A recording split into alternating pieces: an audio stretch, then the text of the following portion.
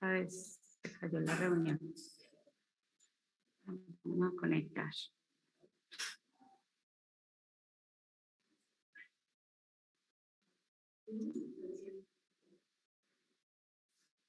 Hola, por favor, rápidamente coloquen nuevamente en el chat la asistencia para ver si logramos guardarla, porque estamos graves.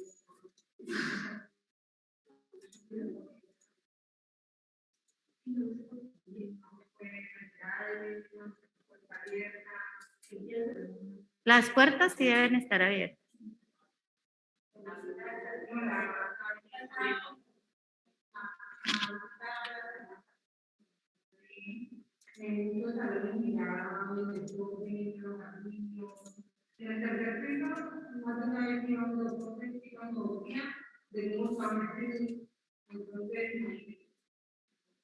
Ay, Dios mío. De hecho, si nos podemos separar un poquito más ahí. Sí. Es simple y sencillamente para evitar, porque la verdad lo que yo les digo, lo que va a pasar es que van a cerrar la universidad, van a dejar de hacer alternancia. Van a prohibir hacer alternancia si no cumplimos con esos requisitos mínimos. Que los requisitos mínimos son distanciamiento, uso de tapabocas, sitios de lavado de manos, tiene que haber alcohol en todos lados. Entonces, esas son deficiencias que son cosas que tienen que cumplir porque para eso dijeron hay que cumplirlas. Si no, no abran. Muy bien, chicos. Entonces, la semana pasada pues vimos todos estos requerimientos nutricionales que necesitan los microorganismos para crecer, específicamente las bacterias. Es muy importante entonces como tener en cuenta que nosotros para poder controlar ese crecimiento bacteriano tenemos que cumplir con cada uno de los requerimientos y eso va a depender del tipo de bacteria, que todas pues no tienen los mismos requerimientos. El crecimiento de estas bacterias está asociado a que como son microorganismos tan pequeños, ellos no crecen de manera individual.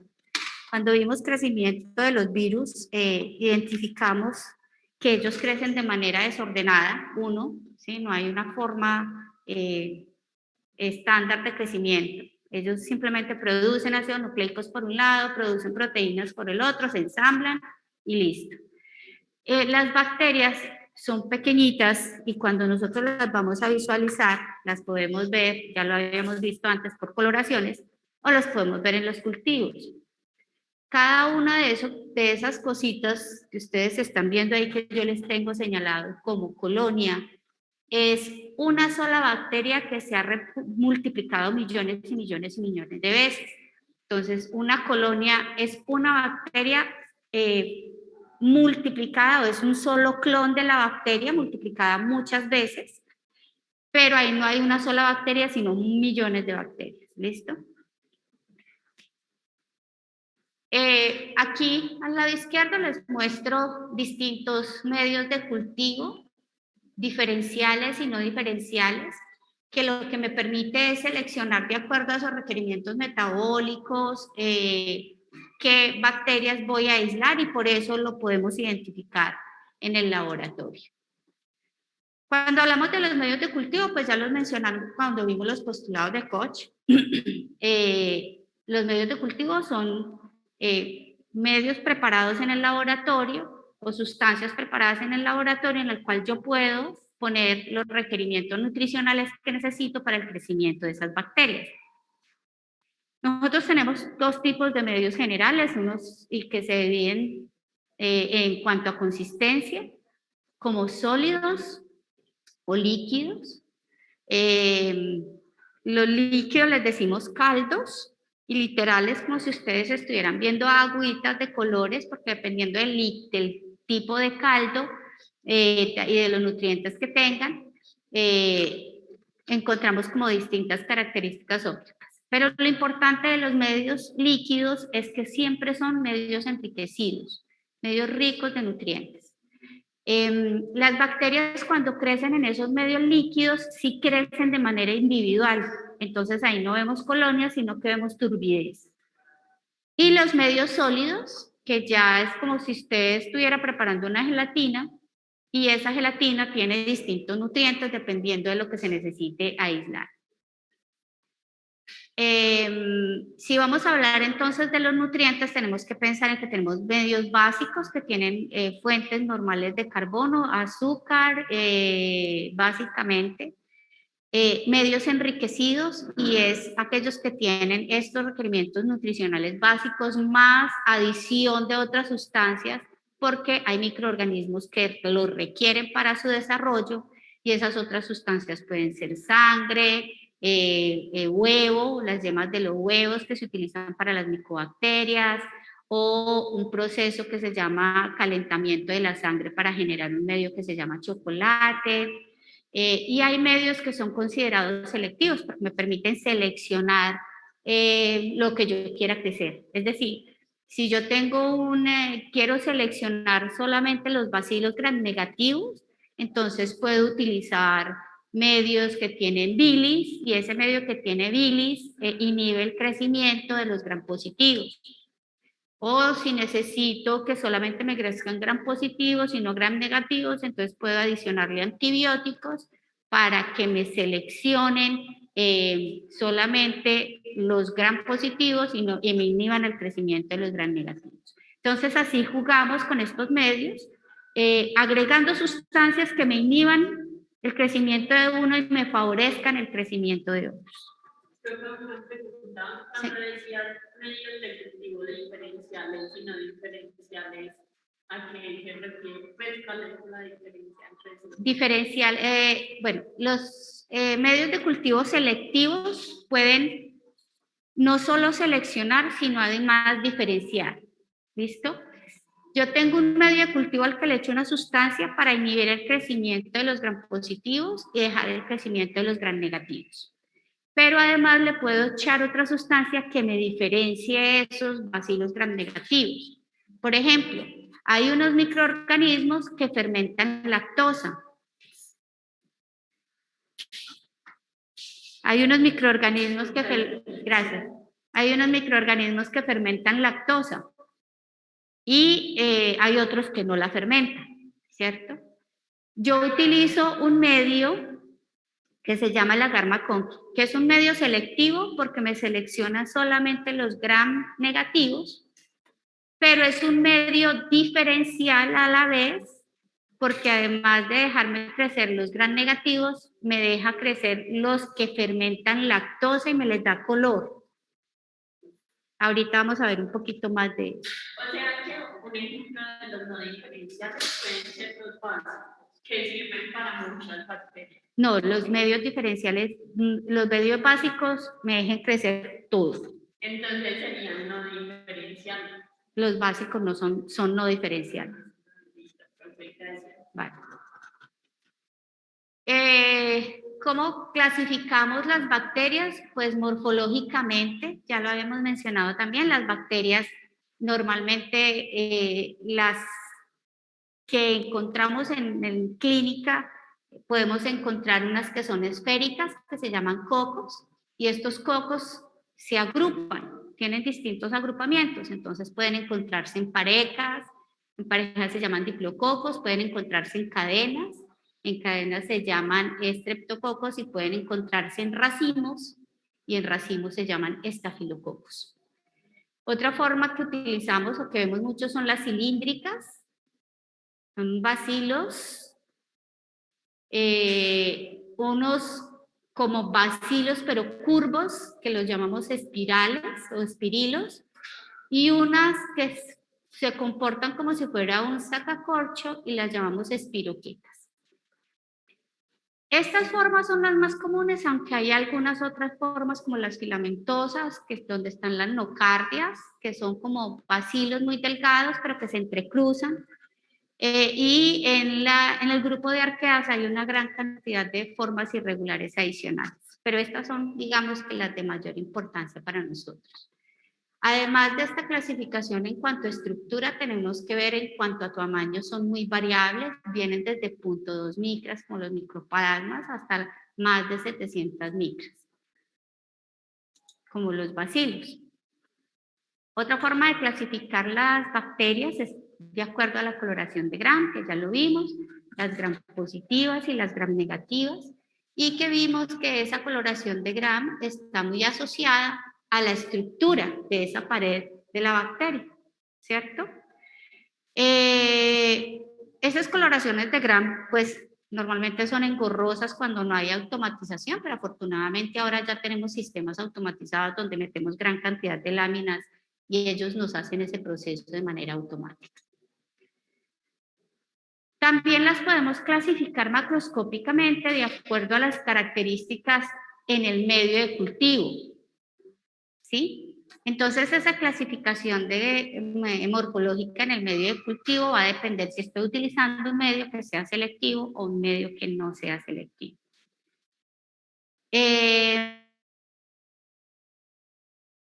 Nutritivos básicos, enriquecidos, que favorecen el crecimiento. Y aquí vemos un ejemplo de agar sangre. El agar sangre es un medio básico al cual se le adiciona sangre al 5% y que permite crecimiento tanto de gram positivos como de gram negativos. Pero adicionalmente me permite identificar una característica de ciertas bacterias y es que hay algunas bacterias que melizan los glóbulos rojos. Entonces eso le decimos hemólisis. ¿Sí? El grupo hemo lo daña y genera la lisis de ese glóbulo rojo. Y esa hemólisis se ha denominado beta cuando es completa, alfa cuando es incompleta y gamma cuando no hay nada de hemólisis. Y lo vamos a ver un poquito más adelante. Cuando no hay hemólisis. También tenemos medios selectivos, que fue lo que mencionamos ahorita. Entonces aquí están los dos ejemplos. Miren, el agar conqui contiene bilis y me inhibe el crecimiento de los gram positivos, pero además contiene lactosa. Y al contener lactosa me permite que aquellos microorganismos que fermentan lactosa se vean así, rosados. Y los que no fermentan lactosa se ven así como amarillitos. Entonces yo puedo hablar desde que estoy viendo la caja de cultivo, los fermentadores de lactosa y los no fermentadores de lactosa. Y ustedes lo van a oír de aquí en adelante. Ah, es un bacilo gram negativo, no fermentador de lactosa. Entonces ya saben que los no fermentadores de lactosa, sí, aquí está Pseudomonas, aquí está Burkholderia, aquí está Cinetobacter, ¿sí? Ya tienen un poquito más de visión hacia dónde van con esa información adicional. Aquí está un medio que se llama CNA por su agar ácido analídico-colistina que inhibe el crecimiento de los gram negativos pero permiten el de los gram positivos. ¿Listo? Entonces, son medios que me seleccionan y este McConkey, además de ser selectivo, me diferencia porque ya me está diferenciando entre los que fermentan lactosa y no fermentan lactosa. Entonces, el McConkey sería para bacterias y las que tienen lactosa. Sí. Y ya la sería para gram positivos. Para los gram positivos, sí. Aquí pueden crecer los que fermentan y los que no fermentan, ¿no? Las dos, simplemente que crecen todos los gram negativos, entre comillas, porque hay algunos que son exigentes, que lo vamos a ver ahorita, que no crecen en estos medios, pero los que conocemos de rutina. Otra forma de clasificación de las bacterias es a través de reacciones bioquímicas, ¿sí? Cuando conocemos el metabolismo de cada uno de estos microorganismos, sabemos que fermentan lactosa, sabemos que fermentan azúcares como galactosa, sorbitol, arabinosa, sabemos que tienen la capacidad de producir indol, en fin, hay una gran cantidad de características metabólicas asociadas a fermentación de carbohidratos y a presencia de enzimas que son específicas de un género de bacterias y de algunas especies. Estas características bioquímicas se han utilizado con el tiempo para poder identificar las bacterias. ¿Listo? Inicialmente utilizábamos esto que le decíamos una batería bioquímica, que son 5 tubitos, en donde veíamos fermentación de azúcares, producción de gas, ustedes ven aquí, producción de ácido sulfídrico, producción de indol, ¿listo? Características metabólicas de esas bacterias. Y esto rápidamente empezamos a identificar que no alcanzábamos a caracterizar muy bien las bacterias, digamos que las identificamos hasta género y algunas hasta especie, pero la mayoría se perdían. Así que empezamos a identificar que se necesitaban muchas más reacciones bioquímicas para hacer una identificación más completa. Y esas identificaciones bioquímicas fueron creciendo, ya se utilizaban sistemas como esto, como el API o el Crystal, que tienen más o menos unas 20 pruebas bioquímicas, hasta que llegamos a los sistemas automatizados. Cuando nosotros inicialmente caracterizamos bioquímicamente estas bacterias, identificamos reacciones diferentes. Entonces, digamos que yo me voy a devolver, para que entendamos este concepto, este grupo de bacterias, de reacciones. Esta que se llama ONPG, ACA, ADH y LDC. ¿Listo? Resulta que esta reacción está, digamos, negativa, y esta reacción tiene un valor, porque está negativa, tiene un valor de 0. Esta reacción está positiva y esta reacción tiene un valor de 1, y esta reacción está positiva y esta reacción tiene un valor de 2.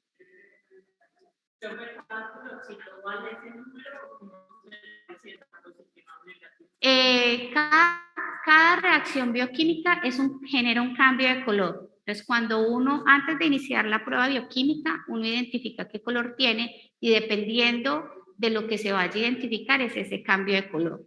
Todo eso te lo dice el fabricante de la prueba, ¿sí? Pero adicionalmente en el texto te dice, mire, Escherichia coli fermenta glucosa manosa, inositol y sorbitol y arabinosa. ¿Listo? Además genera una prueba que se llama indol positiva. Además produce gas. Entonces uno ya empieza a conocer un poco más los microorganismos. Como son tantas pruebas bioquímicas, entonces a veces es casi que imposible uno aprendérselas todas. Uno tiene las características, digamos, de una o dos claras, pero de ahí para arriba a una se le olvidan porque son 20, 30 pruebas bioquímicas. Entonces, por eso se han inventado esta clasificación por biotipo. Les estoy dando un ejemplo que no es necesariamente esa la realidad, pero para que entiendan cómo funciona. Entonces, listo, digamos que si esta reacción fuera positiva, el valor sería 1, y si la reacción fuera negativa, el valor sería 0. ¿Listo? Si yo tengo este grupo, esta tripleta de reacciones, encuentro que esta primera fue negativa porque no tiene color y supuestamente debería dar azul, entonces me da 0. Esta que era de color amarillo y cambió a color rojo, entonces es 1. Y esta que era de color rojo y cambió a amarillo, entonces es 2. ¿Listo? 0, 1, 2. Cuando yo sumo, eso me da 3. ¿Listo? Y de aquí para arriba, para cada tripleta, pasa exactamente lo mismo. Al valor de las negativas, a las negativas se les da un valor, a las positivas se les da otro valor y se van sumando números. Al final yo tengo un número que se llama 32, 25, 10. Y hay una base 16, y hay una base de datos que me dice que la 32, 25, 16 se llama Pseudomonas aeruginosa. Entonces, esta caracterización por biotipo lo utilizan también los sistemas automatizados. Solo que los sistemas automatizados, unos son más rápidos y dos, ¿está lloviendo ya? Trata de eso. Y dos, tienen una gran cantidad de pruebas bioquímicas, lo que hace que ese proceso de identificación sea mucho más eficiente. ¿Listo?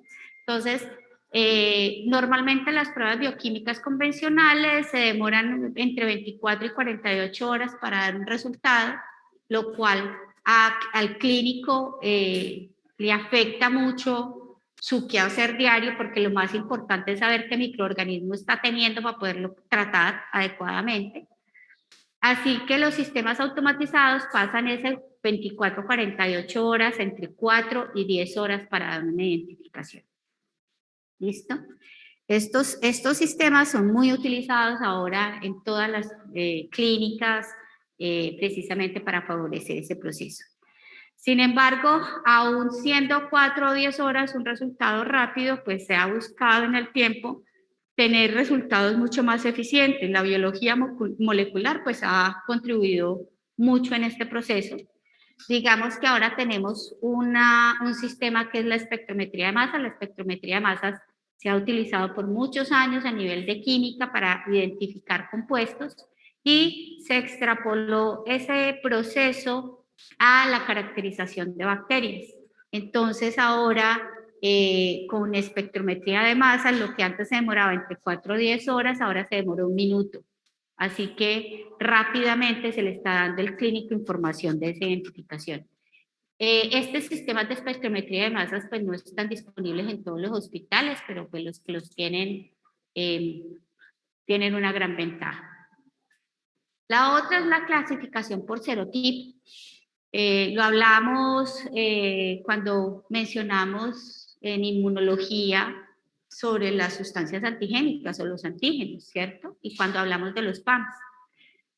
Los serotipos están basados precisamente en algunas de esas características que tienen las bacterias que les da capacidad antigénica, y yo creo que ustedes visto en inmunología.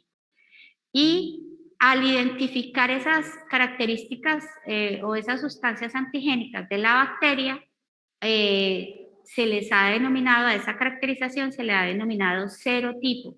Y hay algunas bacterias que se clasifican por serotipos. Y esos serotipos les permiten identificar si son más virulentos, menos virulentos en estos microorganismos. Adicionalmente, también podemos hacer identificación a partir de esas capacidades antigénicas. ¿Y aquí qué pasó? ¿Se volvió a caer internet? Muy bien. ¿Qué es eso?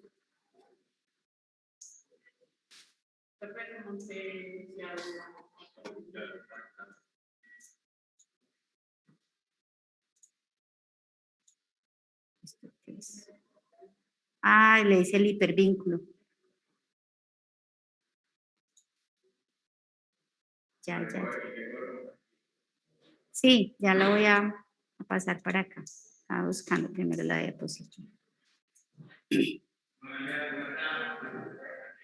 Listo. Y finalmente, el perfil de sensibilidad, que es una prueba que no necesariamente nos está hablando de identificación del microorganismo, pero sí nos habla del fenotipo del microorganismo. ¿Qué es el fenotipo? El fenotipo es esas características genéticas que tiene la bacteria que se reflejan en la prueba de susceptibilidad. ¿Qué mide la prueba de susceptibilidad? Si un microorganismo es sensible o resistente frente a un antibiótico. Esta prueba de susceptibilidad es el reflejo in vitro de esos genes de resistencia que pueda tener la bacteria. No necesariamente se extrapola al 100% a lo que pueda estar pasando en el paciente, pero sí es una herramienta muy útil para ustedes, indicador de que ese antibiótico podría funcionar en el paciente. Hay muchas otras cosas que ustedes van a ver luego en fármaco que intervienen en esa decisión, pero esta es la técnica que nos permite hacer esa medición. ¿Cómo funciona? Tenemos dos tipos de pruebas básicas, una que se llama la dilución en caldo.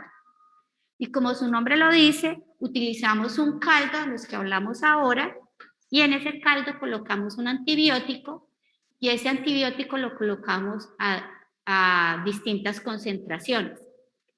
Colocamos un antibiótico a una concentración alta y empezamos a diluirlo hasta llegar a una concentración baja para tener un rango amplio de concentraciones del antibiótico. Ustedes están viendo cómo se diluye. Esas diluciones, ¿cómo las ven? ¿Cómo están? ¿A qué concentraciones? ¿Cómo diferencia una dilución de la otra? ¿Cómo va disminuyendo? Al doble, 2, 4, 8, 16, al doble cada uno. Al doble, exacto. Y por eso se hablan de diluciones dobles seriadas. ¿Sí? Son concentraciones en diluciones dobles seriadas. ¿Y para eso qué utilizamos? Entonces utilizamos la bacteria pura, que esa bacteria pura la colocamos a una concentración específica que ya está estandarizada y se llama la concentración 0.5 de McFarland. La escala de McFarland es una escala de distintas concentraciones, pero cuando se estandarizó esta prueba se utilizó esta dilución específicamente. Y de esta concentración se coloca un volumen fijo a cada una de estas concentraciones antibióticas. ¿Por qué tiene que colocarse el mismo volumen?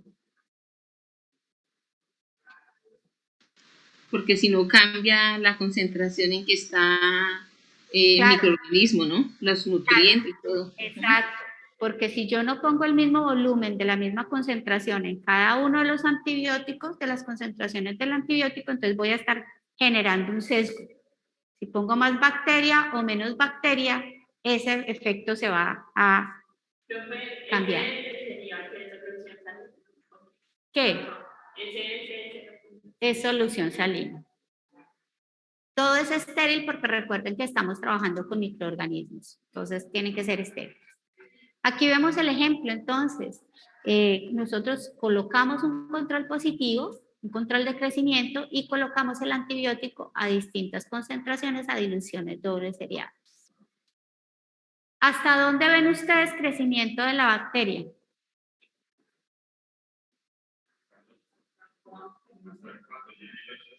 Exacto. Hasta el 4 vemos crecimiento visible de la bacteria y en el 8 ya no vemos crecimiento visible de la bacteria. Ese punto en donde no vemos ese crecimiento visible de la bacteria se llama la concentración inhibitoria mínima en español o la minimal inhibitory concentration en inglés, y ustedes van a oír todo el tiempo hablar de la MIC, ¿sí? Porque casi no hablamos de la CIN, hablamos de la MIC, que es el punto en donde se obtiene o donde ya no vemos ese crecimiento visible. ¿Eso quiere decir que hay más bacterias? No, simplemente que pueden haber bacterias y no las vemos, dependiendo de la actividad del antibiótico. Si es bacteriostático, o sea que va matando y va inhibiendo el crecimiento de la bacteria lentamente, o bactericida, y es que las va a matar todas de un solo golpe. ¿Listo? A lo que se le llaman pocillos. Esos no son pocillos, ya les voy a mostrar pocillos. Estos son tubos y así fue como se estandarizó la técnica en tubo. ¿Listo? Eso es un dolor de cabeza preparar eso, ¿vale? Así que gracias a los sistemas automatizados ya no trabajamos con ese montón de tubos, sino con placas donde hay pocillos. Me devuelvo. Resulta que ahí tenemos distintas concentraciones y tenemos 8. Díganme el nombre de 2 antibióticos que conozcan. Ampicilina y estreptomicina. Bueno, digamos ampicilina y estreptomicina. ¿Listo? Si yo tengo una ampicilina con una concentración inhibitoria de 8 y una estreptomicina con una concentración inhibitoria de 8, ¿eso es lo mismo? No. ¿Por qué? Porque cada antibiótico tiene su espectro, o sea, su poder de acción, depende con quién esté, ¿no? Exacto. No es lo mismo. Cada antibiótico, como dice Elsa, tiene su actividad frente a un microorganismo dado, ¿sí? Y puede ser el mismo antibiótico inclusive con distintos microorganismos y comportarse diferente. Para poder entender todo eso y poder estandarizar ese proceso, porque cuando se inició todo este cuento, pues lo que pasaba era que cada uno interpretaba esto de formas diferentes, entonces se establecieron reglas. Y esas reglas están asociadas para poder identificar esa concentración inhibitoria mínima. ¿Eso qué quiere decir? Se definió el punto de corte. El punto de corte es esa regla que me permite identificar esa concentración si significa sensible, intermedio o resistente. Creo que no, pero sí sería lo mismo, ¿no? ¿Ah? Porque los dos tienen, sí sería lo mismo porque los dos tienen la concentración mínima de 8, ¿no? Ya depende como si cambiamos de microorganismo. No es lo mismo, la interpretación cambia y ya lo vamos a ver.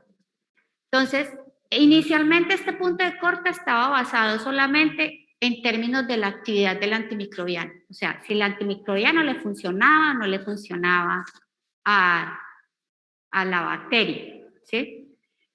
A medida que pasó el tiempo y empezaron a aparecer todos estos mecanismos de resistencia, se identificó que eso no era suficiente, ¿sí? Y que se necesitaba ser más precisos en la definición del punto de corte y ya se incluyeron parámetros de farmacocinética y farmacodinámica, o sea, cómo se comporta el antibiótico cuando llega al organismo, a qué velocidad viaja, si alcanza a llegar hasta el sitio de infección y a qué concentraciones se debe usar para que llegue a ese sitio de infección de manera adecuada.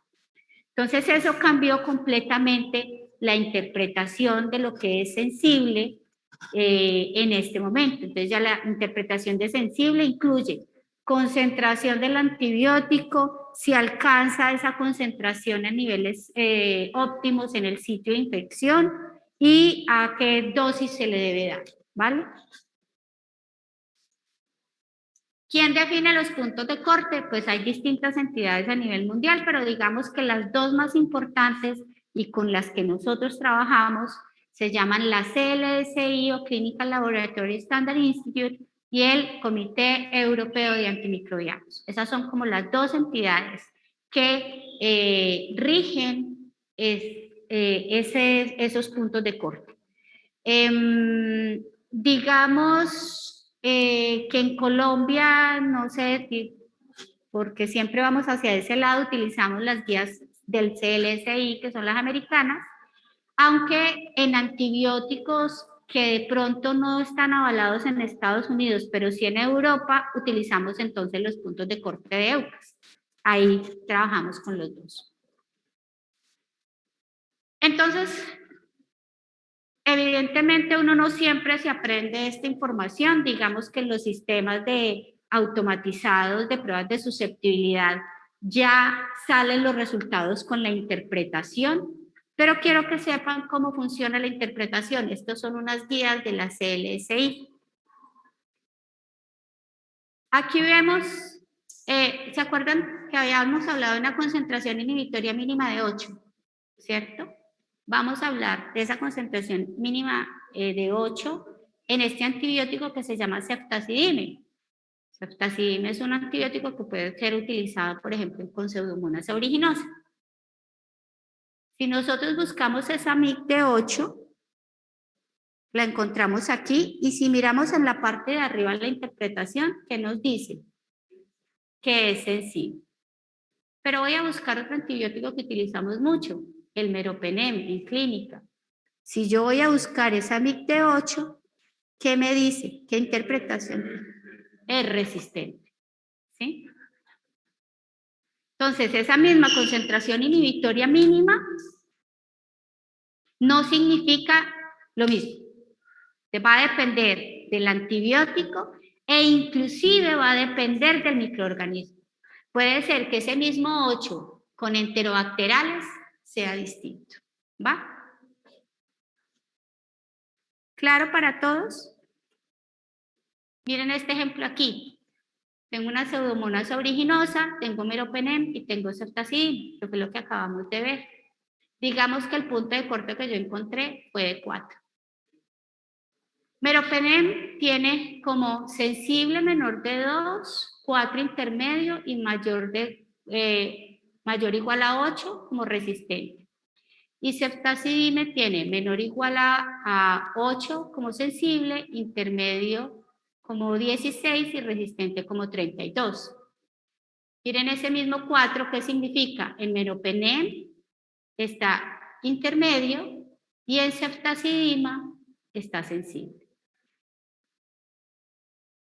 ¿Listo? Estos son los pozos. Ahí sí hablamos de pocillos. Estos son los pocillos. Estas pruebas de susceptibilidad se han automatizado para que sea mucho más fácil el montaje y en el laboratorio podamos avanzar más rápidamente. La otra prueba de susceptibilidad se llama difusión en agar. La difusión en agar es, como su nombre lo dice, ya no utiliza un caldo para hacer esa prueba de sensibilidad, sino un agar. Ese agar se llama el agar Müller-Hinton. El agar es sólido. Y ese agar Müller-Hinton tiene enriquecimiento con iones, como cationes, para que los antibióticos funcionen muy bien.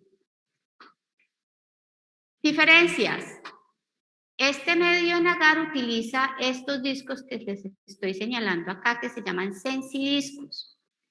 Estos sensidiscos ya no tienen distintas concentraciones del antibiótico, sino que tienen una sola concentración del antibiótico, es una concentración fija. Y lo que vamos a ver es si ese antibiótico inhibe el crecimiento también de la bacteria. ¿Y cómo lo vemos?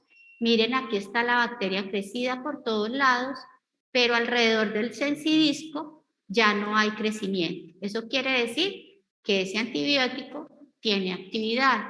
Aquí vemos este antibiótico, digamos que es imipenem, y este antibiótico, digamos que es ceftazidima.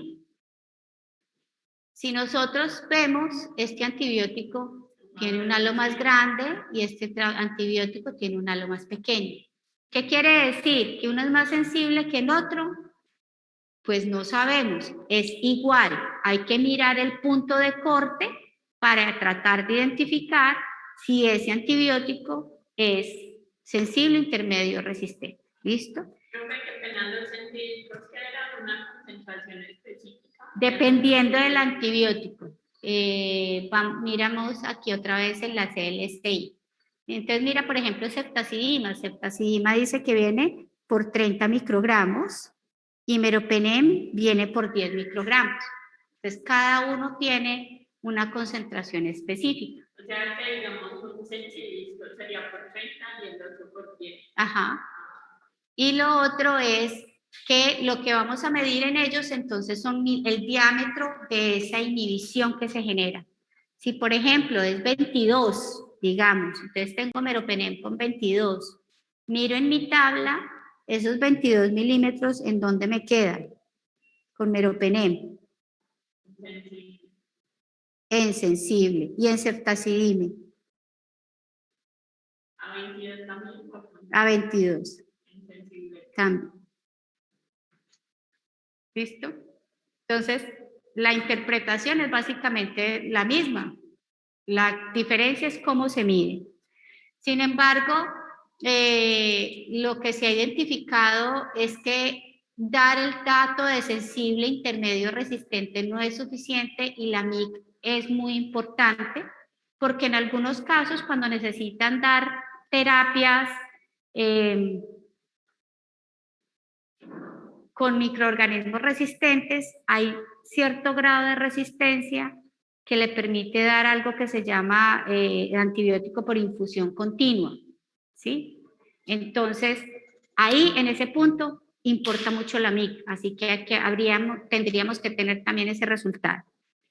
¿Qué se hizo para como sobrellevar este proceso? Es crear unas tiritas como estas que se llaman es una técnica que se llama elipsométrica, que como ustedes ven hace una elipse en ese halo de inhibición y esta tiene concentraciones inhibitorias mínimas. Solo que estas concentraciones inhibitorias mínimas ya no son a diluciones dobles, porque evidentemente aquí no podemos diluir, tienen otra forma de crear esas concentraciones. Yo me quedé pensando, yo preguntar ahí dónde está la tirita que se ve, digamos, o algo ahí alrededor. Esto es el halo de inhibición.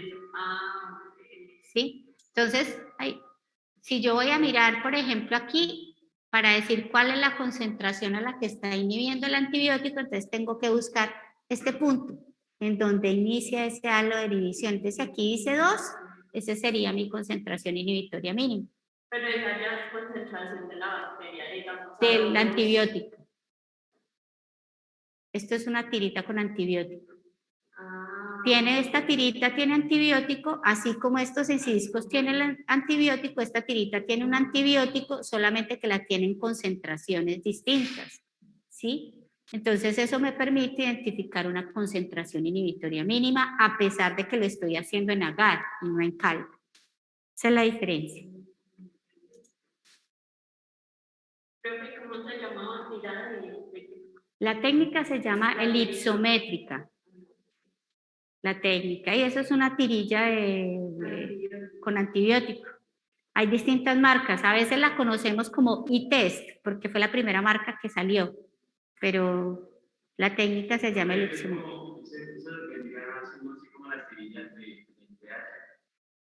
Son similares, solo que tienen antibiótico.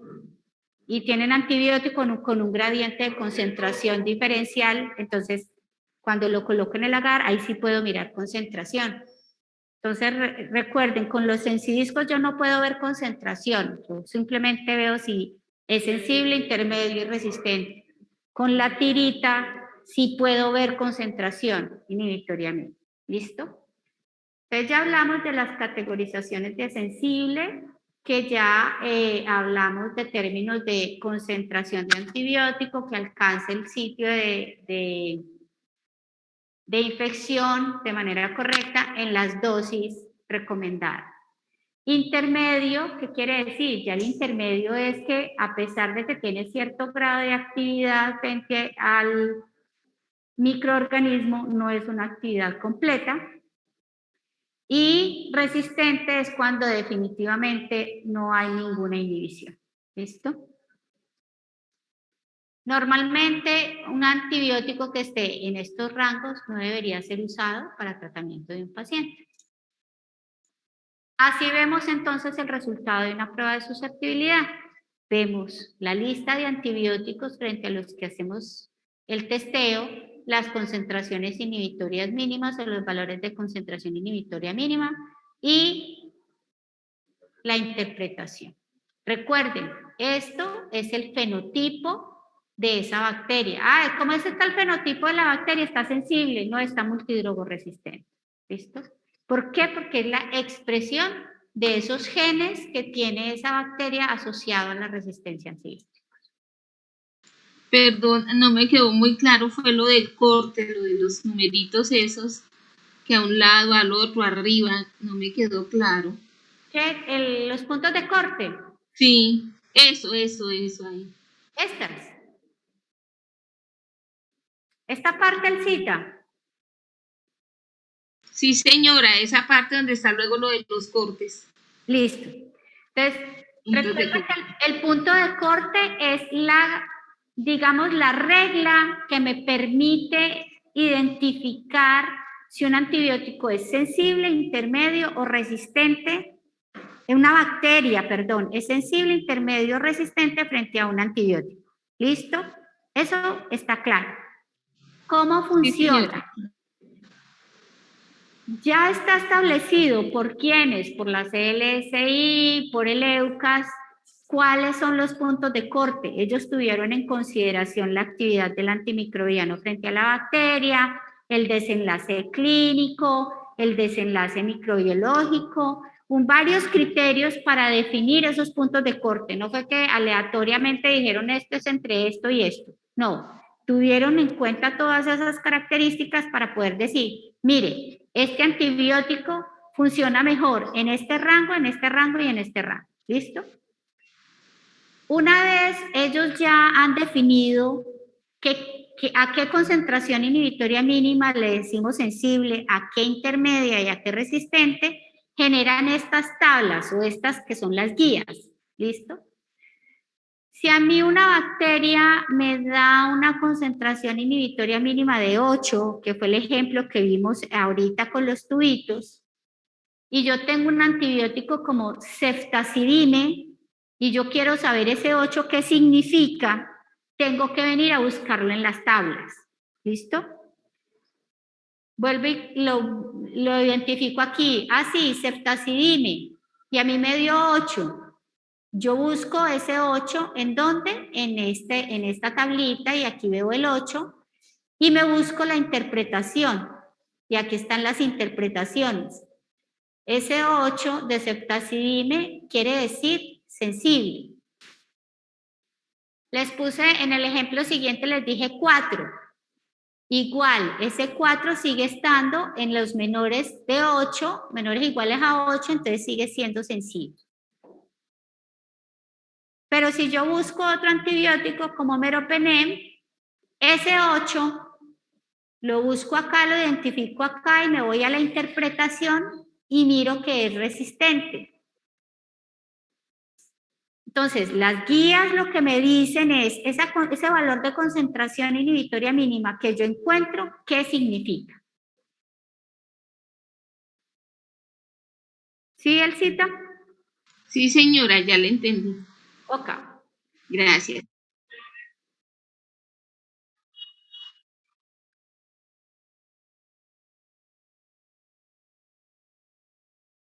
Exacto. Y ese error lo vimos por muchos años cuando empezamos a hablar mucho de la concentración inhibitoria mínima. Digamos que por mucho tiempo solamente hablamos de sensibilidad y resistencia. Pero como les digo, a medida que empezó a aparecer la resistencia bacteriana, ya se tiene que tener en cuenta otros conceptos. Y cuando ustedes vean fármacos lo van a entender mucho mejor.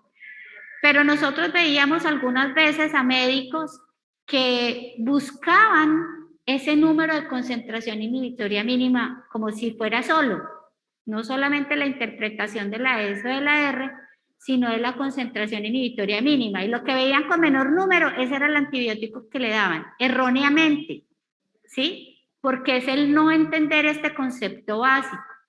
No es la más bajita la que importa, es la interpretación dentro de ese punto de corte. Ahora, evidentemente, si yo tengo unas pseudomonas que tiene una concentración inhibitoria mínima de 8 para menopenem, y tengo otras pseudomonas que tiene una concentración inhibitoria mínima de 4, pues la de 4 va a ser, aunque tenga cierto grado de resistencia, menos resistente que la que tiene 8. O si estoy en el rango de sensible, si tengo una bacteria que tiene una concentración inhibitoria mínima de 2 y tengo otra que tiene una concentración inhibitoria mínima de 0.5, pues quiere decir que la de 0.5 tiene mayor sensibilidad que la que tiene la concentración inhibitoria mínima de 2. ¿Sí me hago entender? Sí, señora. Sí, sí, sí. ¿Listo? O sea, Sí, señora, ya es claro. Exactamente las tablas de punto de corte, de acuerdo al antibiótico o de acuerdo a la bacteria. las dos cosas. De acuerdo al antibiótico para cada grupo de O microorganismos. sea, que digamos, cada vez que aparece una nueva bacteria, ellos ensayan los antibióticos para ver el punto de corte. Y cada vez que aparece un antibiótico nuevo, lo tienen que ensayar con todas las bacterias para poderle establecer el punto de corte.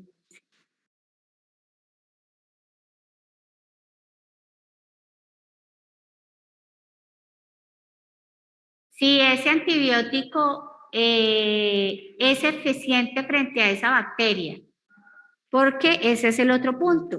Todos los antibióticos no tienen la misma actividad frente a las mismas bacterias, ¿sí?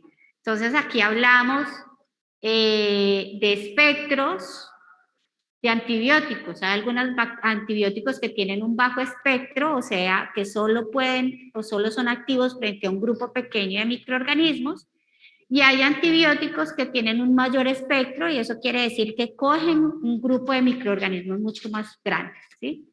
Entonces, antibióticos de amplio espectro, de bajo espectro y de amplio espectro. Y lo otro es el mecanismo de acción. No todos los antibióticos sirven para lo mismo. Entonces, tenemos que tener en cuenta cuál es el mecanismo de acción de estos antibióticos. Recuerden que los antibióticos afectan alguna actividad metabólica de la bacteria para poderla matar, ¿cierto? Hay algunos que atacan la pared celular de la bacteria en la construcción de ese tetrapéptido del peptidoglicano afectan ahí, inhiben esa formación de los tetrapéptidos y de la formación de esa pared del peptidoglicano y pues si no tenemos la formación del peptidoglicano, pues la bacteria va a morir. ¿Listo? Dentro de esos que actúan sobre la pared tenemos antibióticos muy conocidos que son los beta-lactámicos, que son los que más se utilizan a nivel clínico, y la vancomicina, que es para gram positivos, por ejemplo, también actúa a nivel de pared. Pueden actuar a nivel de la DNA girasa, ¿cierto? Recuerden, ¿para qué sirve la DNA girasa? Para cambiar el sentido.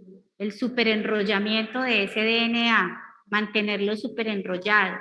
Entonces, si ese DNA no está superenrollado, pues el DNA se va a dañar y ya no va a poder seguir funcionando la bacteria.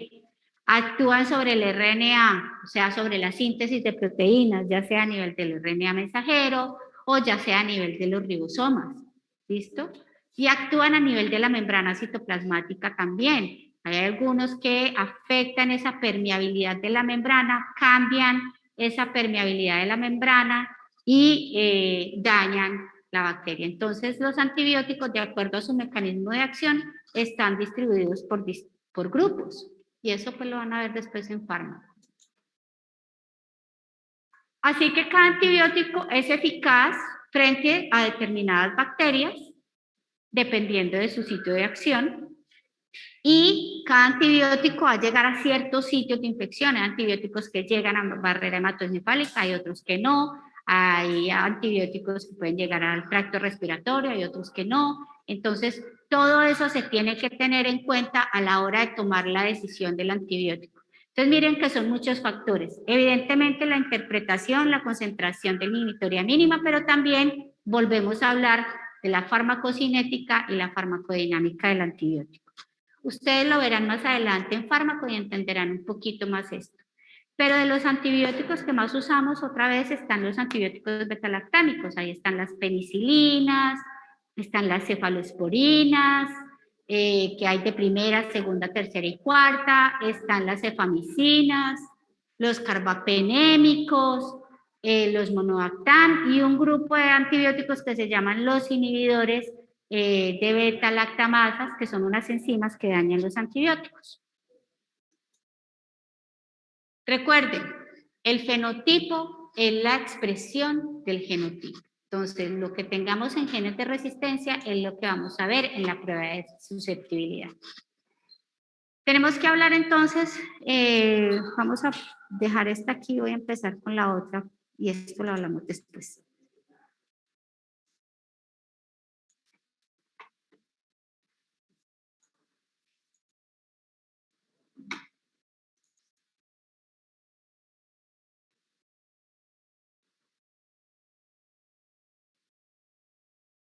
O sea, que un antibiótico técnicamente es mejor cuando su sensibilidad está en un número mayor. Cuando su sensibilidad está en un número menor. ¿No? Claro. Si yo tengo una bacteria que es sensible a 8, pero yo tengo un rango de 2, 4, 8, o 1, 2, 4 y 8, si tengo una que está en 8 y otra que está en 1, pues la que está en 1 es más sensible que la que está en 8 para ese antibiótico específico. Entonces, entre menor sea, mayor sensibilidad. Así esté dentro del mismo rango de sensibilidad, entre menor sea, mayor sensibilidad.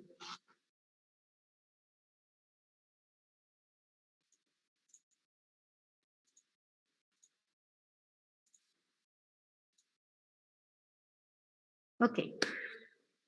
Ahora, ¿cómo es la patogenia entonces de las bacterias? Al igual que los virus y comparten algunas de estas vías de entrada, las bacterias pueden llegar al organismo de distintas formas. Estamos hablando de las externas, porque recuerden que tenemos endógenas, ¿sí? Que cuando se genera ese desbalance en la microbiota, se pueden volver patógenos oportunistas.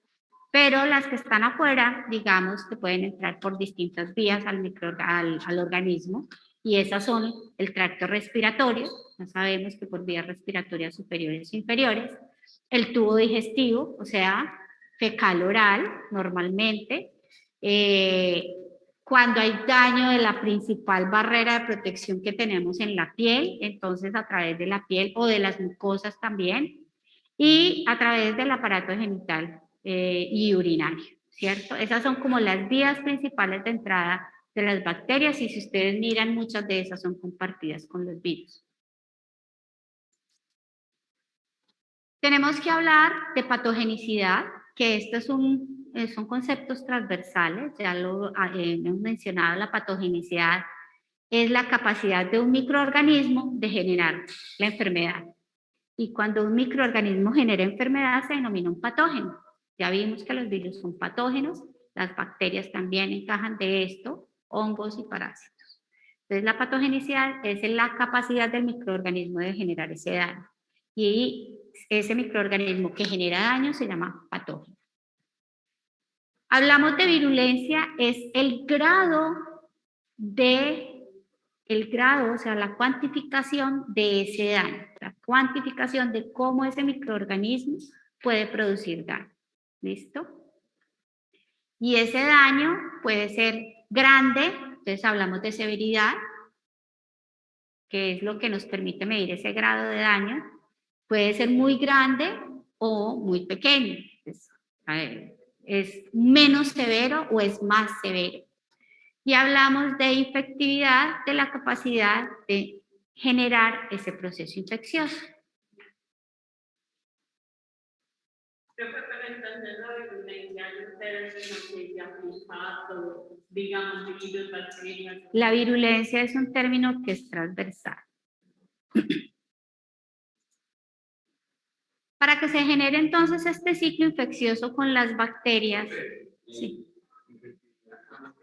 La infectividad es la capacidad de generar ese proceso infeccioso. Entonces, para que esto pase, lo primero que la bacteria tiene que hacer es adherirse a la célula que va a infectar. Recuerden que estas no son bacterias intracelulares en su gran mayoría. Hay algunas que son intracelulares, pero la mayoría son extracelulares. Entonces, lo primero que tiene que hacer esa bacteria llegar es adherirse a ese epitelio en donde va a generar ese ciclo infeccioso o ese proceso infeccioso. ¿Listo? Esta adherencia, ya lo vamos a ver, lo hace a través de unos factores diferenciales que se llaman factores de virulencia, pero ya lo vamos a mencionar más adelante. Entonces, una vez se adhieren al epitelio, tienen que invadir ese epitelio. Y ese epitelio lo pueden invadir hacia el interior de la célula o sobre ese tejido en donde están, que es como normalmente lo hacen. Se diseminan e invaden el tejido en donde van a generar ese proceso infeccioso. Y una vez pasa eso, entonces ahora sí empieza ese proceso rápidamente de multiplicación del microorganismo, daño del órgano, pero recuerden que eso no aplica para la microbiota, porque ahí hay un balance. A menos que se genere ese desbalance, entonces ya se va a compartir o se va a manejar como patógeno oportunista.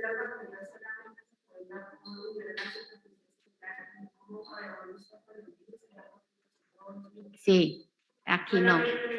Ellas se adhieren al epitelio y ahí generan ese proceso. ¿Sí? Por eso te digo, los virus son intracelulares, así que ellos tienen que entrar a la célula para sobrevivir. Las bacterias no necesitan estar de nada, porque si tú ves aquí, esto está lleno de bacterias. ¿Sí? Es una superficie. Ellas simplemente necesitan ¿dónde? Pegarse, adherirse. Ese es su primer proceso, la adherencia.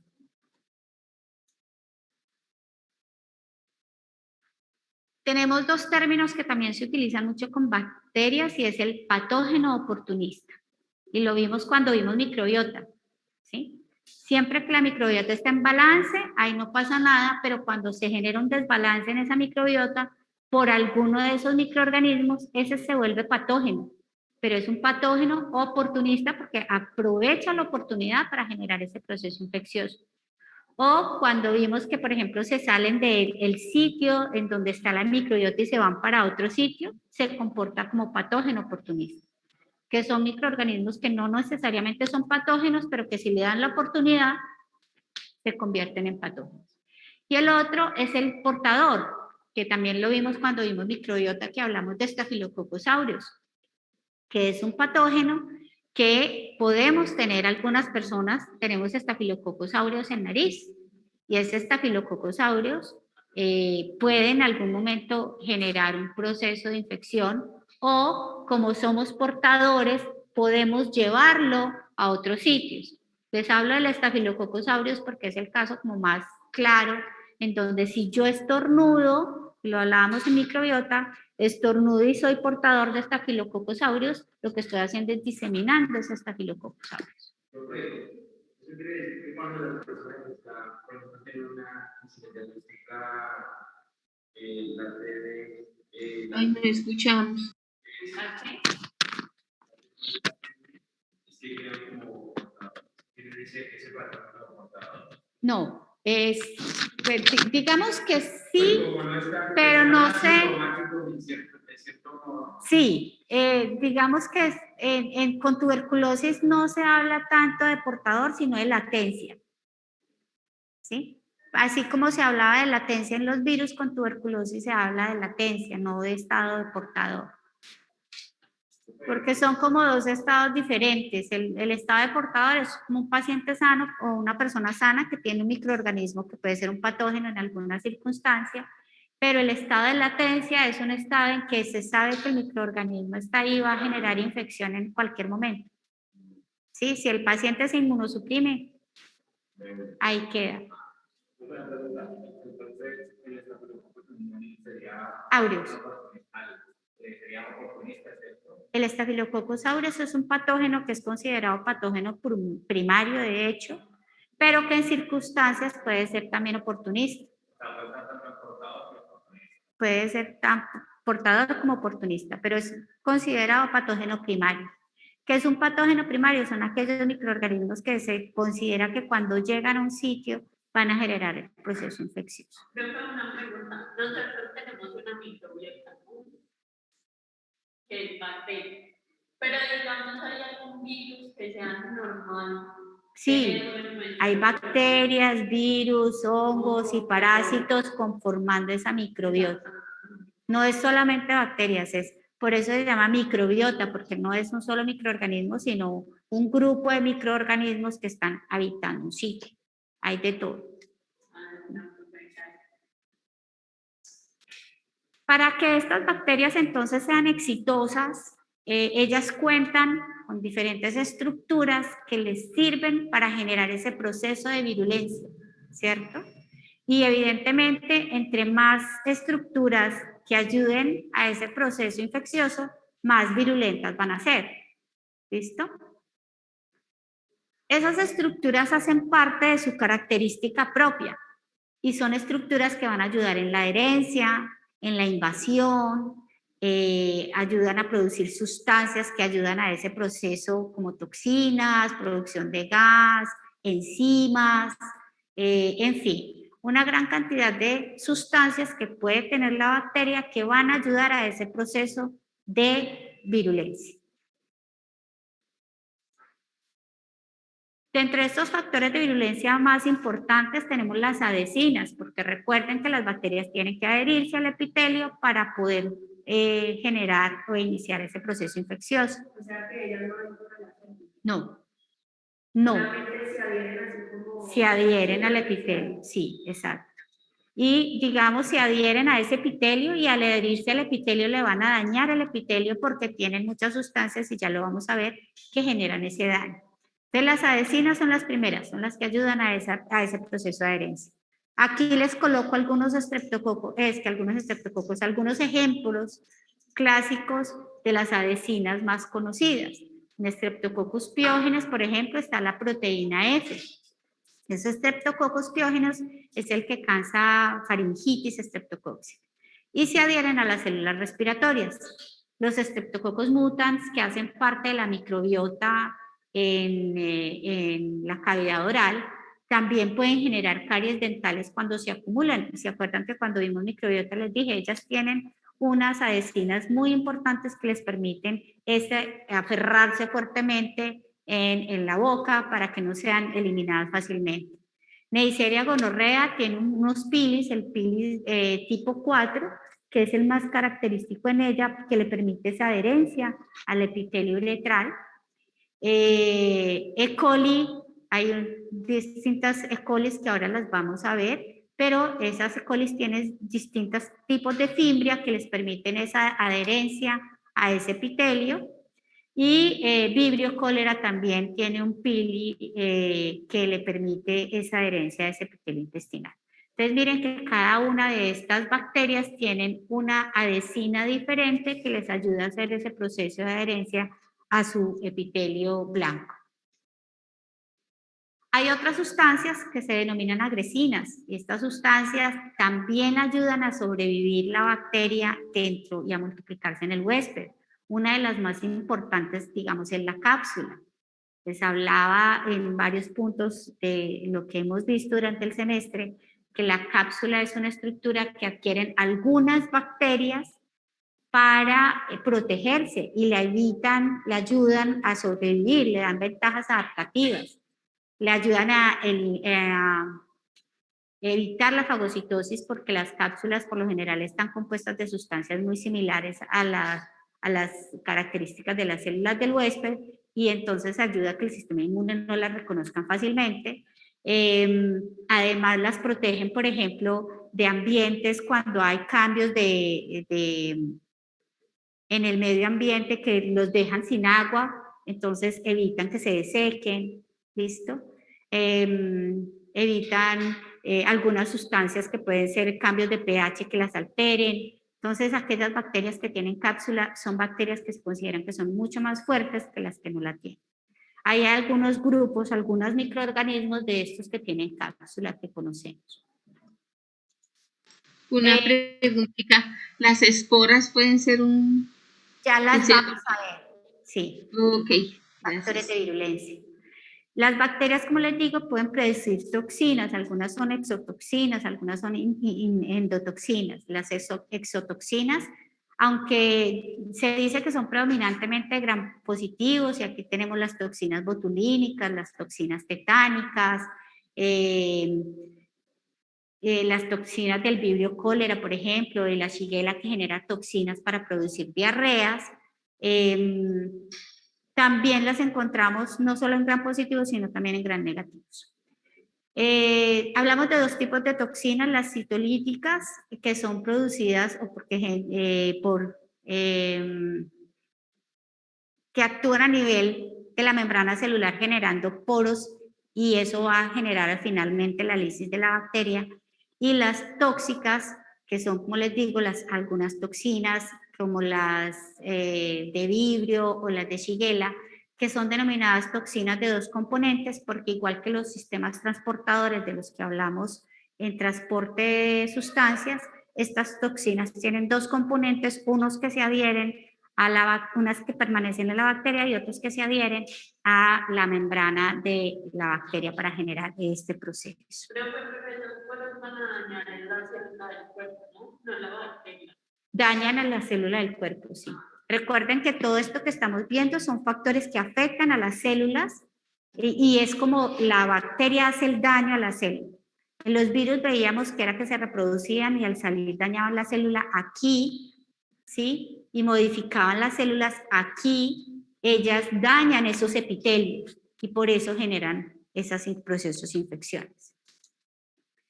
Las endotoxinas son sustancias que ellos tienen en su estructura y aquí hablamos, por ejemplo, de las gram negativas que tienen estos lipopolisacáridos que vimos en la estructura de la pared de los gram negativos.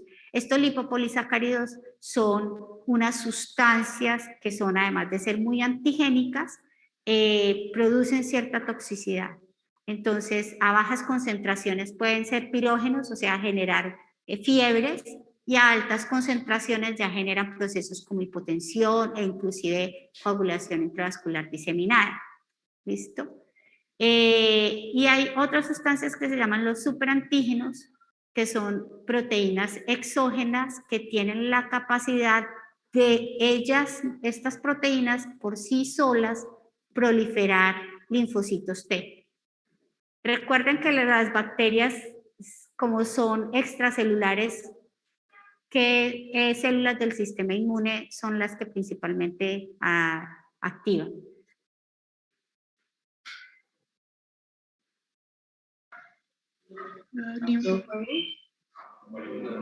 Los B, acuérdense, extracelulares los B, intracelulares los T, ¿sí? Estos superantígenos activan los linfocitos T, ¿sí? Entonces, por eso son denominados de esta manera, que tienen una capacidad antigénica mayor a las que tienen las otras bacterias.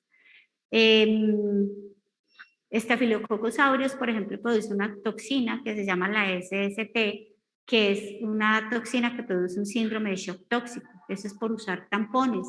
Algunas personas tienen una alta sensibilidad y hacen que ese Staphylococcus aureus produzca esta enfermedad. Perdón, una preguntita. ¿Activan a los linfocitos? No se entiende que entonces están activando al sistema inmune, o sea, es como contradictorio. Todas las bacterias activan el sistema, todos los microorganismos activan el sistema inmune. Sí. Todo, ¿cierto? Sí. Algunas hablábamos, y ustedes lo vieron más a profundidad, somos yo en inmunología, que los microorganismos que son extracelulares activan los linfocitos B, son los primeros que van y las buscan, además de el sistema inmune innato, y las que son intracelulares, los linfocitos T. Sin embargo, estos superantígenos, por eso son llamados así superantígenos, porque tienen la capacidad de activar linfocitos T, que no lo es lo que hacen de rutina. Pero antes el microorganismo trata de evadir el sistema inmune, ¿cierto? Para, pues, proliferar. Las bacterias, por ser antigénicas todas, recuerden que las bacterias tienen muchos PAMs, ¿sí? Y cada vez que una bacteria entra, el sistema inmune va a reconocer esos PAMs. Y ahí estamos hablando de cuál sistema inmune. Innato. Exacto. Los PAM con innato. Exacto. Entonces, siempre una respuesta frente a cualquier microorganismo va a empezar con la activación del sistema inmune, en el caso de las bacterias del sistema inmune innato. Como son extracelulares, esos PAMs van a ser reconocidos por ¿quiénes? Por los macrófagos, neutrófilos. Claro, los granulocitos, los macrófagos y los linfocitos B, ¿cierto? Ellos actúan ahí en conjunto para dar esa primera respuesta. Y después sería una respuesta adaptativa con los linfocitos T. Recuerden que recuerden todo ese ciclo, pues ustedes saben más de inmunología que yo, de hecho, porque ustedes ven un semestre completico de inmunología.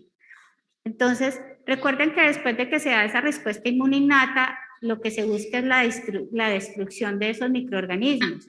Pero las bacterias crecen a una velocidad tan grande que el sistema inmune por sí solo no va a ser capaz de atacar esa gran cantidad de microorganismos, ¿sí? Sí. Por eso es que necesitamos siempre la ayuda de los antibióticos. Independientemente de que el sistema inmune esté ayudando en el proceso, los antibióticos los necesitamos dar porque el sistema inmune solito no es capaz de eliminar esa gran producción de bacterias. Es que mi pregunta es que, como son superantígenos, ¿qué es eso que es calificativo de super? Porque normalmente el sistema inmune, entonces están los linfocitos B y los T, y bueno, y la inmunidad innata anterior. Pero como qué es lo característico adicional que hace que... Pero por eso se llaman superantígenos porque normalmente quienes atacan las bacterias son los linfocitos B. no los linfocitos T. Recuerdan que para llegar a los Ya. Ahora sí. llegar a los linfocitos T, la bacteria tiene que ser opsonizada, presentada, reconocida y luego llega a los linfocitos T. Sí, no, ya le entendí ahora sí la diferencia. Ahora, estos antígenos lo que hacen es, oiga, reconózcame de una vez. Por eso son denominados Pero superantígenos. eso no es malo para la bacteria, o sea, es una desventaja o no. ¿Eso es malo para la bacteria? ¿En qué sentido? Pues si ya la célula T de una, o sea, también reconoce ese microorganismo, entonces es combatido mucho más fácil y más Pues rápido. combate las características, pero como te digo, el problema es que el sistema inmune solo no puede porque ellas se reproducen demasiado rápido. Entonces, así tengan esas características inmunogénicas,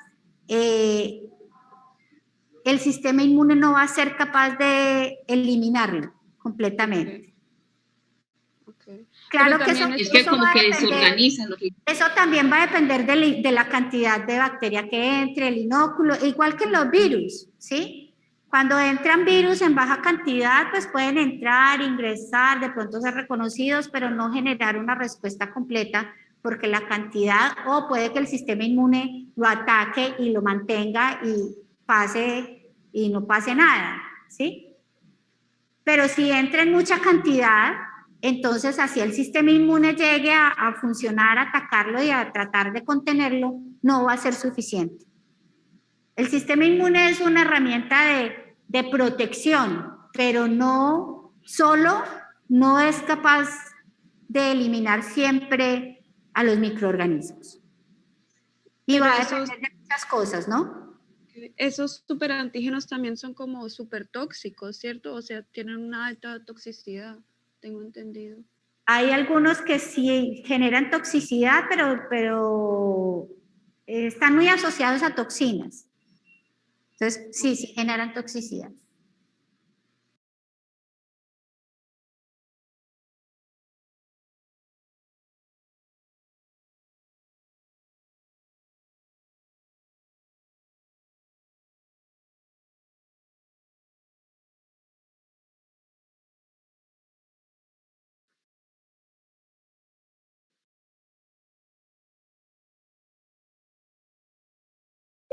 Son PAMS, ellos son PAMS todos, sino que por alguna, no conozco exactamente cómo, le podemos preguntar a la profesora de Inmuno y me cuentan. Pero ojo, que se los dejo como tarea para que me cuenten, porque realmente no tengo muy claro cuál es el proceso de activación de ellos. Habría que estudiarlo, yo no lo he estudiado mucho, no me gusta mucho la inmunología, la verdad. Ya les cuento. Entonces, pero me gusta mucho aprender, así que si me averiguan y lo discutimos en clase, me parece súper chévere. Ok. Listo. Bacterias de interés clínico, la mayoría son consideradas gram positivas, gram negativas, y este grupo de bacterias, que no lo hemos mencionado directamente como esto, en donde están los bacilos ácido alcohol resistentes, ¿sí? Y ahorita vamos a ver un poquito más de ellas. Dentro de las gram positivas, que hay muchísimas, pero pues que ustedes verán más arriba en bacterias, vamos a hablar de Streptococcus y de Staphylos. Dentro de las gram negativas vamos a hablar de los enterobacterales, que antes los conocíamos como enterobacterias o no fermentadores de lactosa, y de los o fermentadores de lactosa y de los no fermentadores de lactosa. Y como les digo, entre los bacilos ácido alcohol resistentes vamos a hablar o mencionar las micobacterias tuberculosas. Ya mencionamos anteriormente que la diferencia entre las bacterias gram positivas y gram negativas era esta pared del peptidoglicano o la pared en realidad, donde el peptidoglicano en las gram positivas es muy grande y la pared en las gram negativas tiene una capa de peptidoglicano muy delgadita, pero además una estructura adicional que es el espacio periplásmico y la membrana externa. Si nosotros vamos a ver las gram positivos, características macroscópicas y microscópicas, que fue lo que hablamos ahorita más tempranito. Las microscópicas los vemos, los más importantes, que son los estreptos y los estafilos. Aquí vemos los estreptos, que decíamos que se ubicaban en cadenitas, e inclusive podemos verlos en pares, y los estafilococos, que se ubican en racimos. Cuando los vemos en agar sangre, aquí vemos un agar sangre, ambos son agar sangre. Sin embargo, vemos en este unos punticos blanquitos chiquiticos, ¿los ven? ¿Sí? Esos son las colonias de los estreptococos, son colonias pequeñitas, como gotas de rocío les decimos nosotros en el laboratorio para poderlas identificar.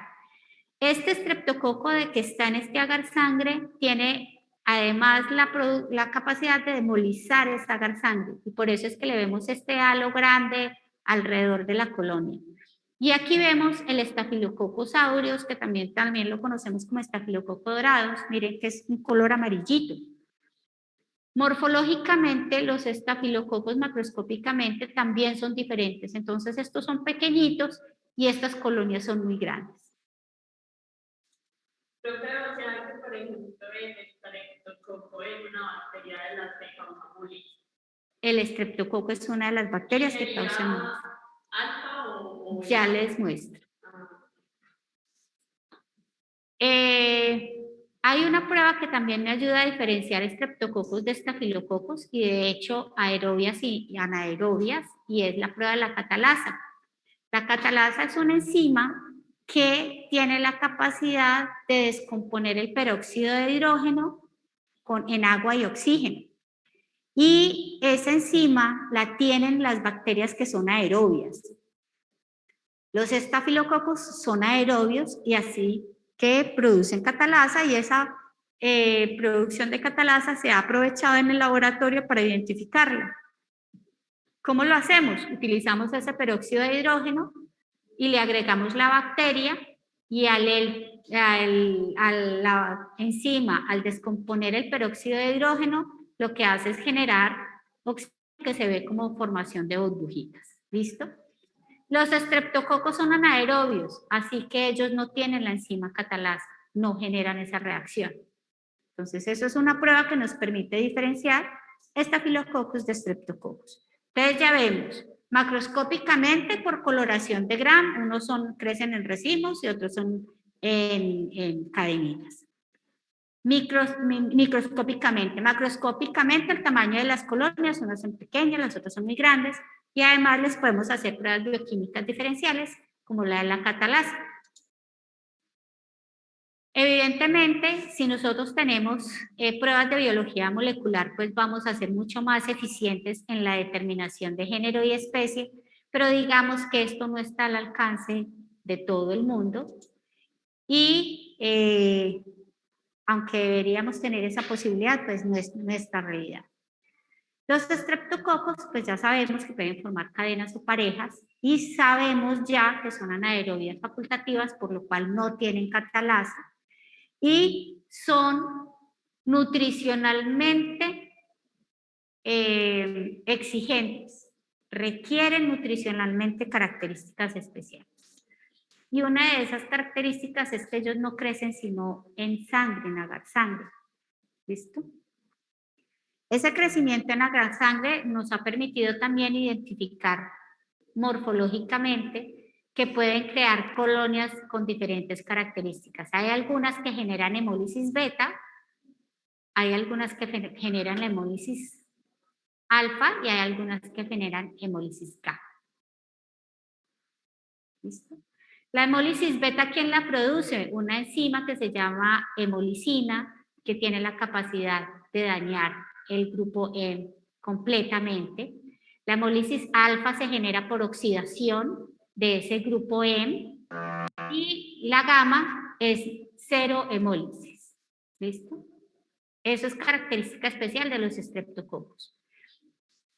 Los estreptococos adicionalmente en su pared tienen unos carbohidratos específicos que ha permitido identificarlos serológicamente por grupos. Esos grupos se han llamado los grupos de Lanfield, y aunque en este momento ya no hacen parte de la caracterización o de la identificación de los Streptococcus, nos quedamos con esa caracterización y los denominamos como estreptococos del grupo A, del grupo D, dentro de los cuales son los más importantes. Importancia clínica, pues aquí tenemos una tabla gigantesca en donde podemos ver donde ellos están principalmente produciendo enfermedades de piel y tejidos blandos, sin embargo también pueden generar bacteriemias, infecciones urinarias, y aquí podemos ver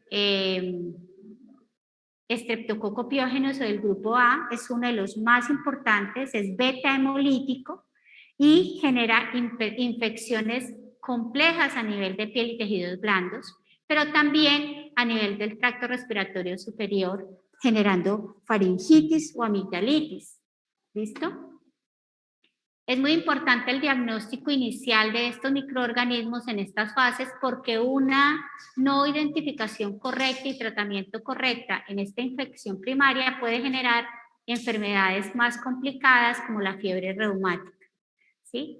Y también están asociados a la producción de toxinas y dentro de esa producción de toxinas encontramos esta enfermedad que es muy importante en ellos, que es la fascitis necrotizante, que miren que genera este daño del tejido completo.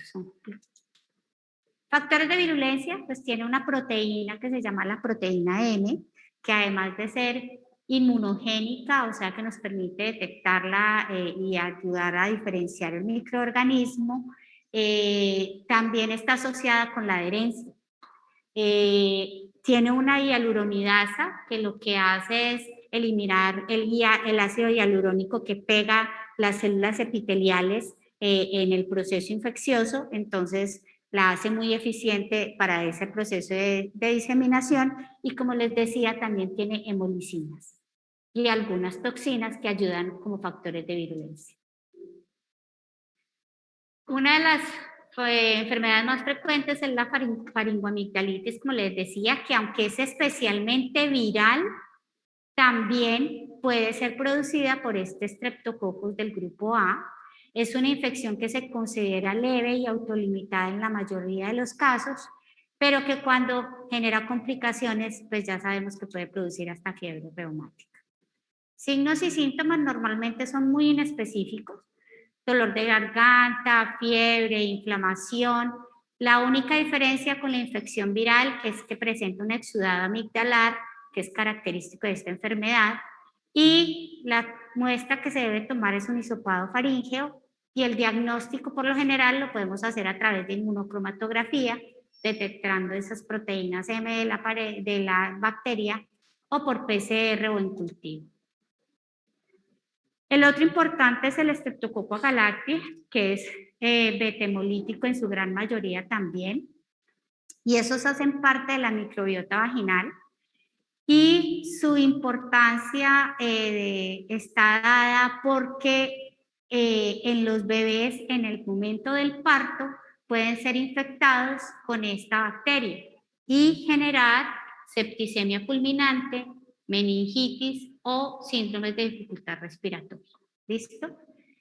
Estas pacientes embarazadas siempre se les hace un diagnóstico entre las 35 y 37 semanas para saber si sí tienen esta microbiota para poderlos tratar antes del parto y no generar, disminuir ese proceso de infección.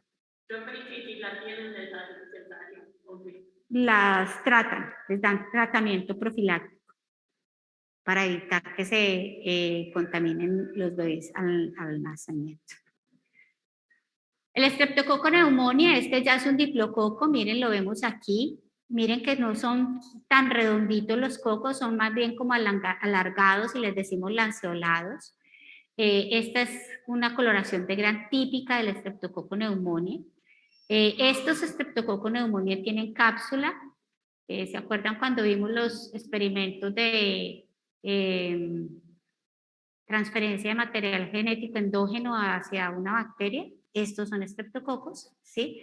Y esta cápsula, como les decía, les da ventajas adaptativas.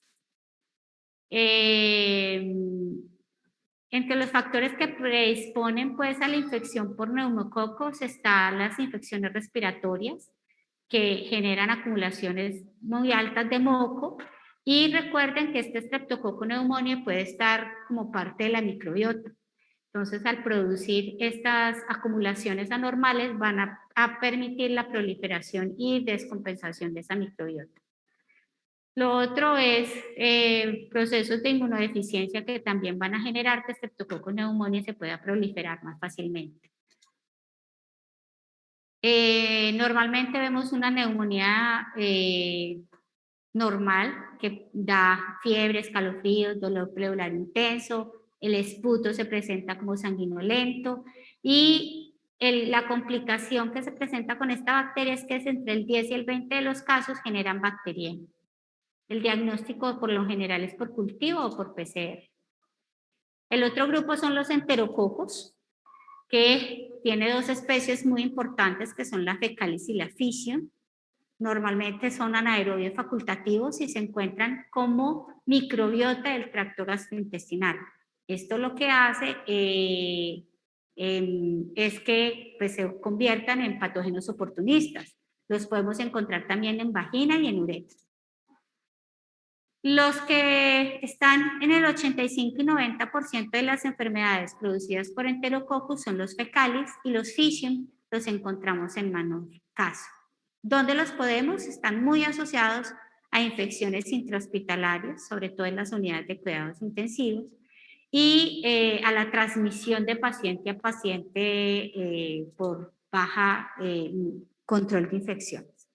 Infecciones en donde encontramos por enterococcus, principalmente en vías urinarias, pero también tienen la capacidad de generar infecciones cardíacas, heridas, abscesos abdominales y bacteriemias secundarias al tracto, a infecciones en tracto urinario. Los estafilococos son los otros microorganismos que ya conocemos que son importantes, y dentro de ellos tenemos el Staphylococcus aureus y el otro grupo de estafilococos que son denominados como coagulasa negativos. ¿Por qué son denominados como coagulasa negativos? Los Staphylococcus aureus poseen una enzima que se llama la coagulasa, y esa coagulasa lo que hace es un factor de aglutinación para el Staphylococcus que favorece la formación de biopelículas en ellos. Adicionalmente, entonces, puede in vitro generar un proceso de coagulación, y por eso los podemos caracterizar en el laboratorio. Se coloca un plasma en presencia de esta bacteria y se forma un coágulo inmediatamente, más o menos en promedio de 2 horas. Por eso es que nos llamamos como coagulasas positivos. Todos los demás estafilococos no tienen esa enzima, así que los denominamos coagulasa negativos. Sabemos que son parte de la microbiota en el 20 o 40% de las bacterias y se comportan también como patógenos oportunistas. Los encontramos especialmente en infecciones cutáneas, pero también los podemos encontrar en osteomielitis, bacteremias, intoxicación alimentaria, neumonía y síndrome de shock tóxico. Factores de virulencia, su cápsula, que ya la vimos por allá adelante, que era una de las que tenía cápsula. Tiene una proteína A en la pared que también hace parte del grupo de las adhesinas, y produce enzimas, la coagulasa, que ya vimos cómo funciona, y toxinas como la leucocidina, exfoliatinas, enterotoxinas. ¿Listo? Los estafilococos coagulasa negativos, dentro de ellos tenemos el estafilococo epidermidis, que es el más común, que aunque lo tenemos como parte de nuestra microbiota en piel, también ha sido asociada a endocarditis, infecciones por catéteres, bacteriemias, osteomielitis, infecciones de heridas, mediastinitis y prótesis articulares.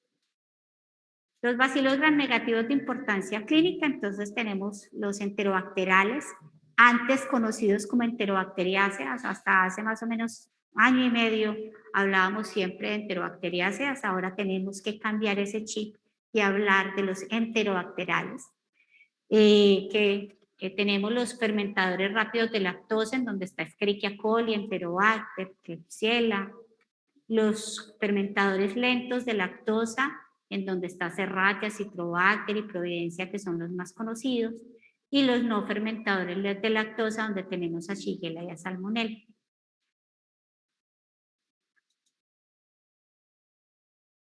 Estos son, entonces, digamos que los más importantes: E. coli, Klebsiella pneumoniae, Enterobacter cloacae complex, Shigella y Salmonella. Dentro de las tribus de las Escherichiae tenemos a Escherichia y Shigella, y estos dos grupos, estos dos géneros, son genéticamente relacionados. Si yo voy a hacer una identificación molecular de ellos, es muy difícil porque son casi que 98% de similaridad en su genética. Simplemente se diferencian en las características bioquímicas. Entonces miren que aquí bioquímicamente yo ya las veo diferentes. Bioquímicamente el grupo de Escherichia son más activos y las de la Shigella son menos activos. E. coli es el más común y el que más hemos oído mencionar, es un anaerobio facultativo. ¿Qué quiere decir anaerobio facultativo?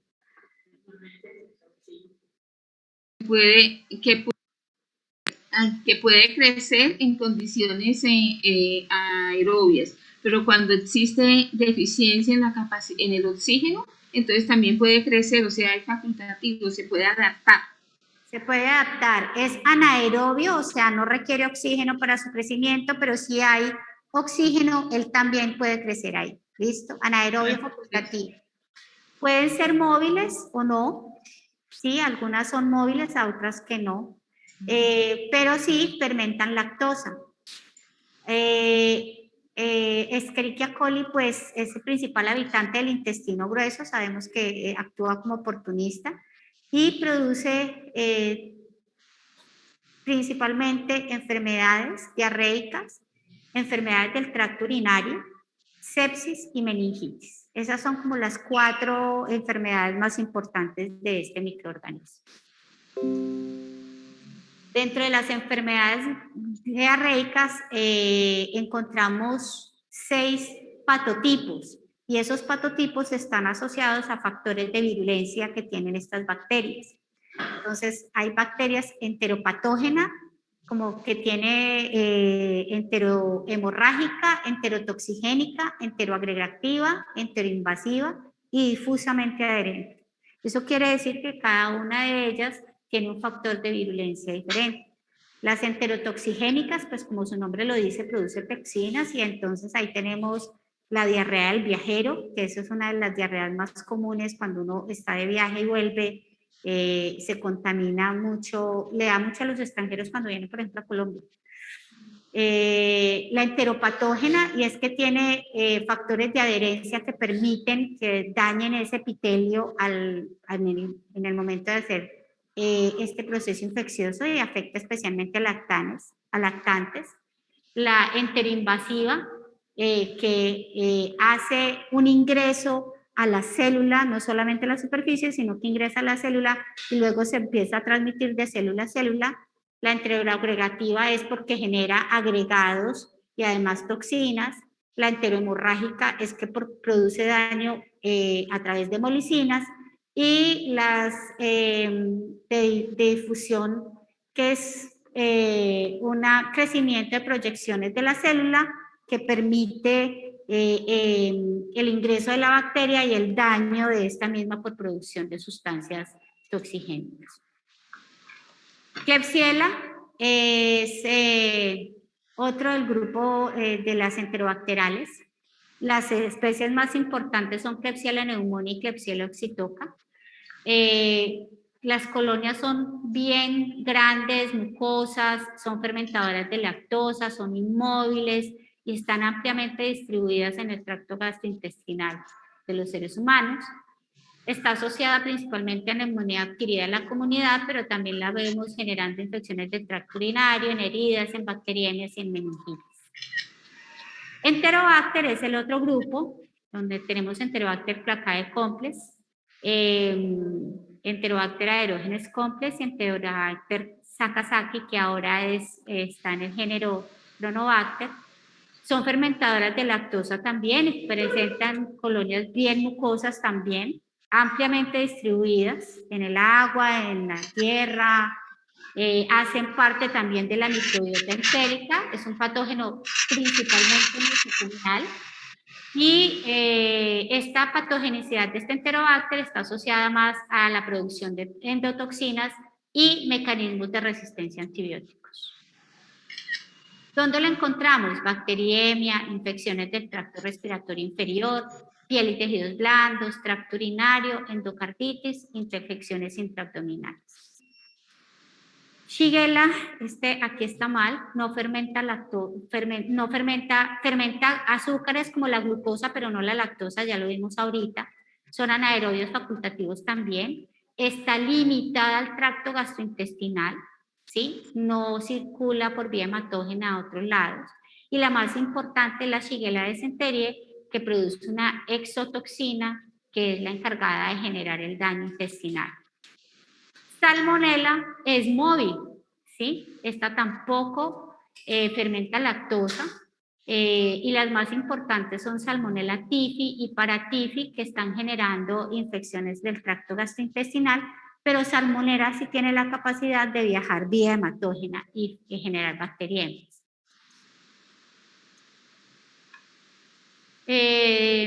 Los no fermentadores, la más importante, están los grupos de las pseudomonas. Las pseudomonas son unas bacterias ubicuas, las encontramos en todas partes, en todas superficies, en ambientes, y la más importante es la pseudomonas aeruginosa.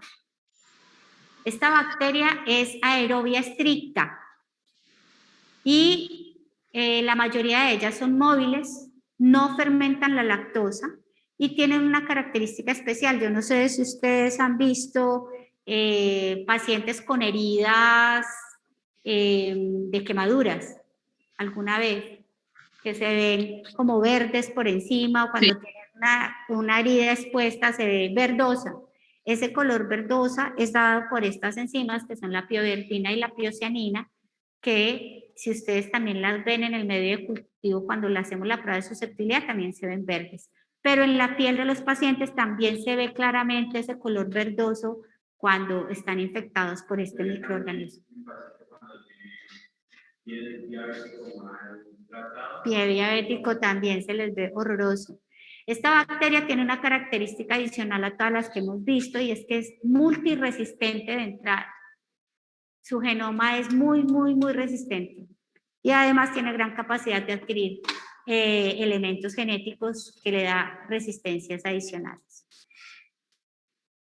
Factores de virulencia: tiene flagelo, que le permite moverse fácilmente, tiene pilis para la adherencia, además tiene lipopolisacárido. Recuerden que todas las bacterias gram negativas tienen lipopolisacárido.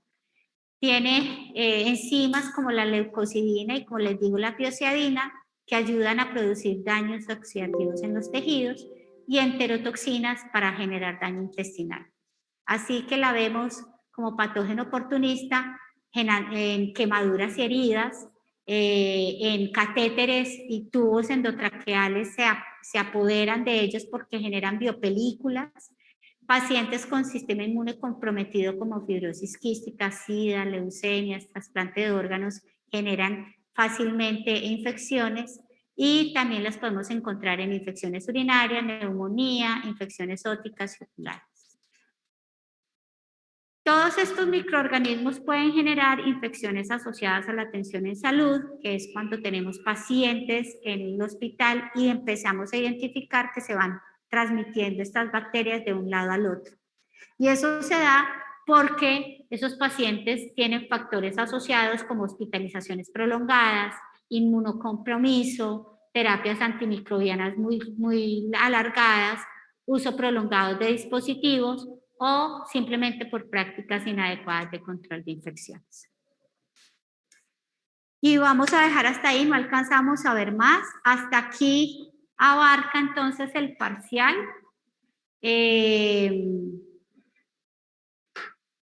Y lo demás pues lo veremos para el siguiente corte. Señor.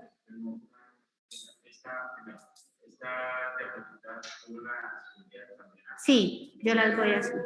La 1 sí.